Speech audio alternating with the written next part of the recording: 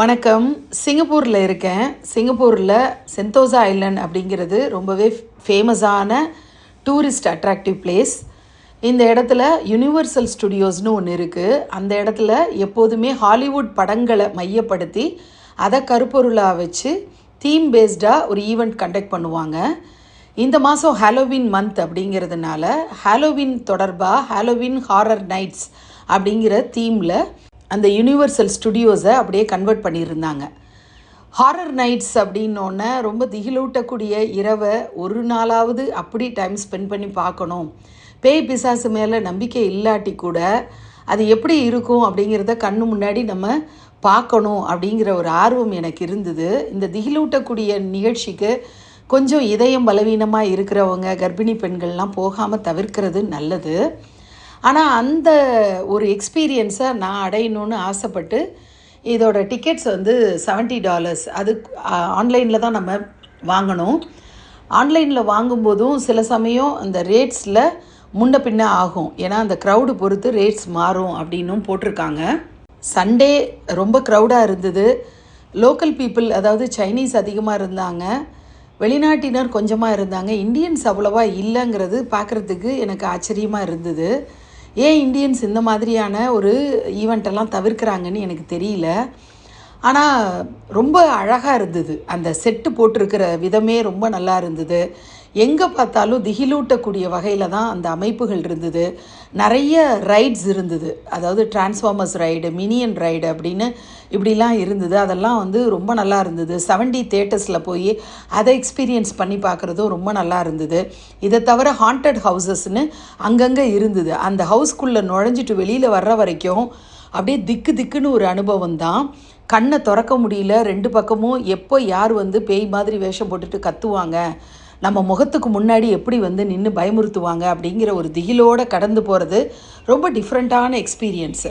இப்போ வரக்கூடிய நெட்ஃப்ளிக்ஸில் வரக்கூடிய முக்கியமான சீரியல், ஹாரர் சீரியல் வச்சு, ஹாலிவுட்டில் வரக்கூடிய முக்கியமான ஹாரர் மூவிஸ் எல்லாம் வச்சு இந்த ஹாண்டட் ஹவுஸை ரெடி பண்ணியிருந்தாங்க. அங்கங்கே பிணங்கள் கிடக்கிற மாதிரி, அது ரத்தங்கள் தெளிச்சிருக்கிற மாதிரி பார்க்குறது. ஒரு பெரிய பில்டிங், அந்த பில்டிங்கில் ஸ்க்ரீனில் அப்படியே ப்ரொஜெக்டரை வச்சு அந்த பில்டிங்கில் அந்த ஒரு ட்ரெய்லர் மாதிரி ஒரு போட்டு காட்டுற ஒரு அனுபவம், அந்த லைட்டிங்ஸு இதெல்லாம் பார்க்குறதுக்கு ரொம்பவே லேட்டஸ்ட் டெக்னாலஜியில் பயன்படுத்தி இந்த மாதிரி திகிலூட்டக்கூடிய ஒரு இரவை ஏற்படுத்தி கொடுக்குறாங்க. அது ரொம்ப டிஃப்ரெண்ட்டாக இருந்தது. எனக்கு வந்து அங்கே ரொம்ப பிடிச்சிருந்தது, ஒரு பர்ஃபார்மரை நம்ம போய் விசிட்டர்ஸ் டிஸ்டர்ப் பண்ண முடியாது, நம்ம அவங்கள பயமுறுத்த முடியாது, அதே மாதிரி அவங்க நம்மளை தொட முடியாது. இதெல்லாம் அஃபென்சிவ் அப்படின்னு சொல்லிட்டு அங்கங்கே போர்டு வச்சுருந்தாங்க, வார்னிங் எல்லாம் இருந்தது. நிறைய பேர் மேக்கப் டிஃப்ரெண்ட்டாக பண்ணிவிட்டு பேய் மாதிரி, பிசாசு மாதிரி, ஜாம்பி மாதிரிலாம் டிஃப்ரெண்ட் ஸ்டைலில் அவங்க மேக்கப் போட்டு ட்ரெஸ்ஸிங்கெல்லாம் அப்படி பண்ணிவிட்டு, ஹாலிவுட் மூவியில் எப்படி டெரரான மூவியெல்லாம் நம்ம ஹாரர் மூவிஸ்லாம் பார்ப்போமோ அந்த எக்ஸ்பீரியன்ஸை நேரில் நம்ம அனுபவித்து பார்க்குற மாதிரி இருந்தது. எனக்கு பர்சனலாக ரொம்ப பிடிச்சிருந்தது. $70 ஒர்த்து அப்படின்னு தோணுச்சு. கிட்டத்தட்ட 5-6 ஹவர்ஸ் அங்கே நாங்கள் டைம் ஸ்பெண்ட் பண்ணோம். இன்னும் கூட டைம் ஸ்பெண்ட் பண்ணலாம். ஆனால் 7 to 12 அப்படிங்கிற மாதிரி ஒரு டைமிங் வச்சுருக்காங்க.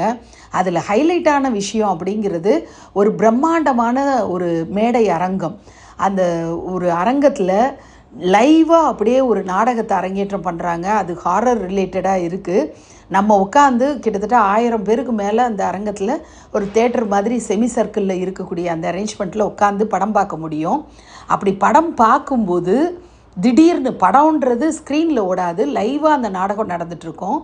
அந்த லைவாக நடந்துகிட்ருக்கிற நாடகத்தில் இவ்வளோ டக்குன்னு எப்படி சீன்ஸை வந்து இவ்வளோ ஆர்கனைஸ்டாக இவ்வளோ கோஆர்டினேஷனோடு நடத்துகிறாங்கன்ற ஒரு பிரமிப்பை கொடுக்குற வகையில் இருந்தது. திடீர்னு ஒரு நபர் வந்து மேலேருந்து தொங்கி நம்ம முகத்துக்கு நேராக வர்றாரு. கிட்டத்தட்ட 30 அடி உயரத்துலேருந்து அவர் கயிறில் தொங்கி நம்ம முகத்துக்கு முன்னாடி, நம்ம உட்காந்து நாடகம் பார்த்துட்டு இருக்கும்போது முகத்துக்கு முன்னாடி வந்தது உண்மையிலே வேறு லெவல் எக்ஸ்பீரியன்ஸ். எனக்கு பர்சனலாக ரொம்ப பிடிச்சிருந்தது. நவம்பர் 1ஆம் தேதிக்குள்ளே நீங்கள் சிங்கப்பூர் பயணம் செய்கிறீங்க அப்படின்னா நிச்சயமாக விசிட் பண்ணி பாருங்கள். ஒரு டிஃப்ரெண்ட் எக்ஸ்பீரியன்ஸ் உங்களுக்கும் கிடைக்கும். நன்றி.